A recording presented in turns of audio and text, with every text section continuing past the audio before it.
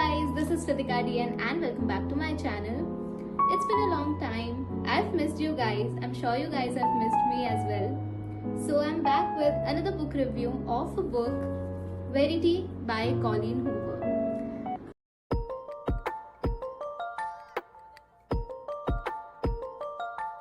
I'm in love with all the Colleen Hoover books that she have written.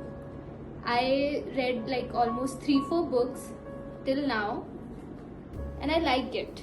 I love it actually.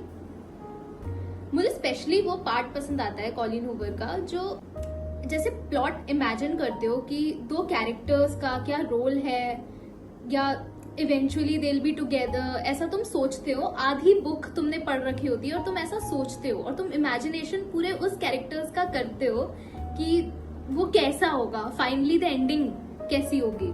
But जैसे ही वो ending होने को आती है जो ट्विस्ट होता है कॉलिन हूवर की बुक, जो ट्विस्ट करती है वो, I am love with all this twisting thing that she writes. Okay, so let me read the back of the book so you can get an idea about how the book is.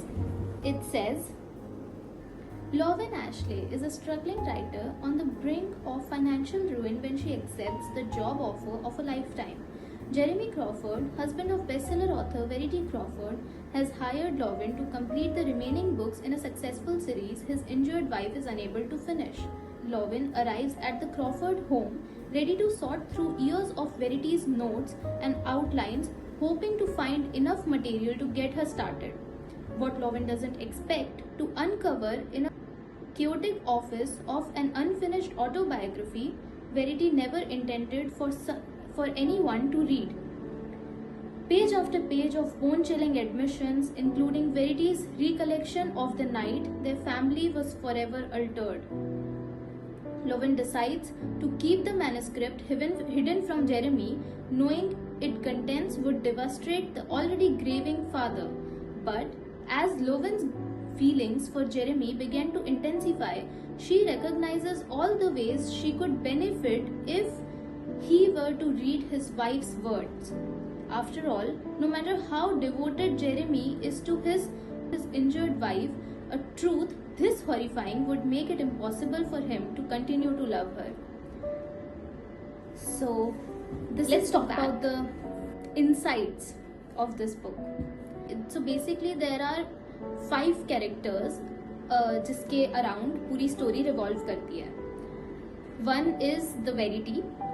Verity is an author जो कि अब injured हो गई है और वो उनकी books जो है, वेरिटी की बुक्स जो है, वो एक सक्सेसफुल मैनर में बेस्ट सेलर ऑथर रह चुकी है कि एक अच्छा सक्सेस मिल चुका है उन्हें. और उनका हस्बैंड है एक जो जेरेमी क्रॉफर्ड है और अब क्योंकि उनकी वाइफ इंजर्ड हो गई है तो उन्होंने एक राइटर को अपॉइंट किया है, लाइक राइटर को एक हायर किया है टू कंटिन्यू हर बुक्स. जिनको हायर किया है उनका नाम है लॉरेन एशले. जेरेमी और वेरिटी क्रॉफर्ड के 3 बच्चे हैं. 2 उनकी डॉटर्स थी जो कि ट्विंस थी और एक उनका बेटा है.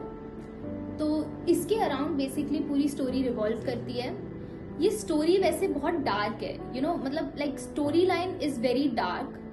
मेरे दोस्त मुझे बहुत बार रेकमेंड कर चुके थे ये वाली बुक पढ़ने के लिए एंड देव टोल्ड मी कि ये स्टोरी बहुत डार्क है. एंड सीरियसली ये डार्क है. मुझे पहले लगा कि क्या ही डार्क होगा, क्या ही हो सकता है, ज्यादा से ज्यादा कोई मर जाएगा. जिस बैकग्राउंड से जेरेमी आता है उसने खुद की बेटियों को मरते हुए देख लिया है. बेसिकली उनकी दोनों बेटियां मर चुकी थी और उनका अब एक ही बेटा बचा है. हमारी जो लॉरेन है राइटर, उनका भी एक डार्क पास्ट है जो कि उनकी मॉम मर गई थी. ओवरऑल स्टोरी बहुत अच्छी है. मतलब मैं अगर रेटिंग देना चाहूंगी तो मैं 5 स्टार्स में से 4.5 इसे रेट करूंगी. स्टोरी लाइन बहुत ही अच्छी है, जो थ्रिल प्लॉट किया है, जो जिस तरह से रीडर्स को एंगेज कर रखा है और जो कैरेक्टर्स का जो रोल है मुझे बहुत अच्छा लगा.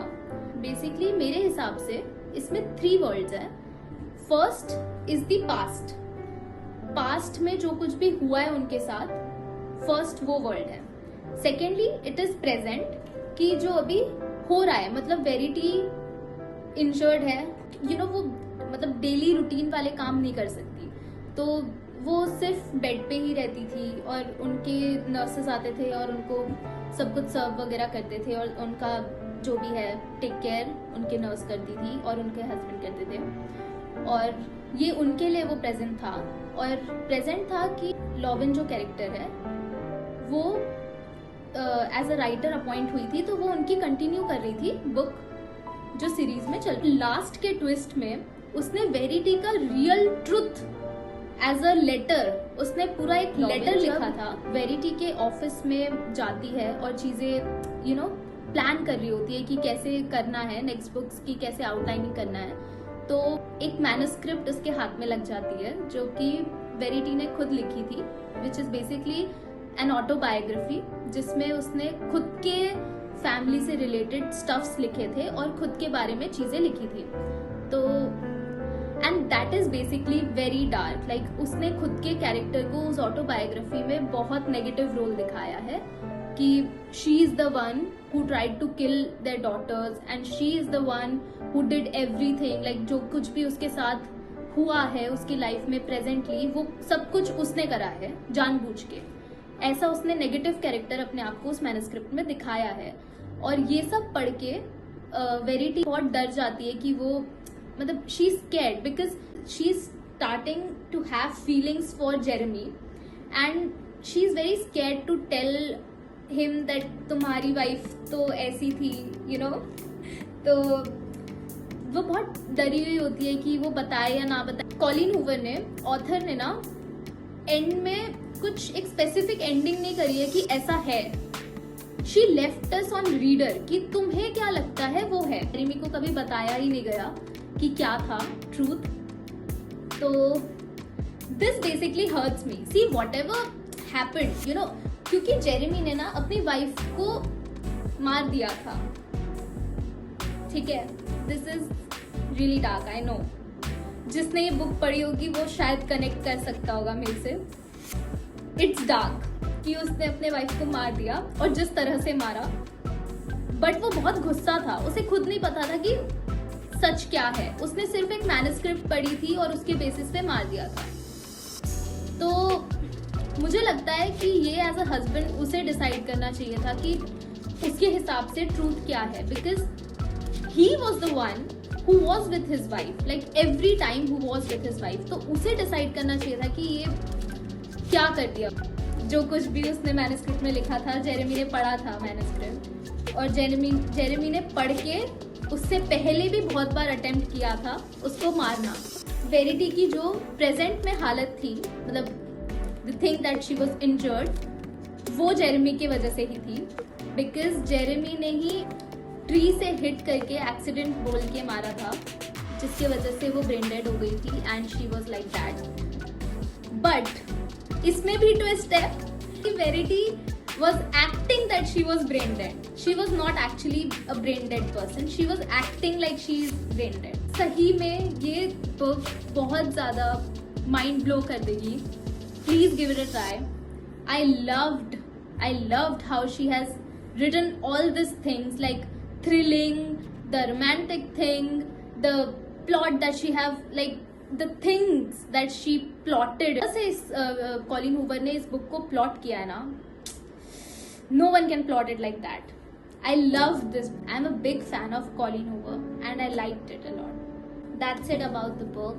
And if you have read this book, please मुझे अपने opinions बताओ कि आपको क्या चीज़ सबसे ज़्यादा thrilling लगी, और whatever you loved in this book, please मुझे उसके बारे में भी बताओ. And this is it. If you want another book review of whatever book you want, मैं ट्राई करूंगी कि मैं पढ़ूँ उसको और फिर मैं आपके लिए बुक रिव्यू लेकर आऊँ. If you love this book review, please like, share, comment and subscribe to my channel. And thank you. We'll meet soon. Bye guys.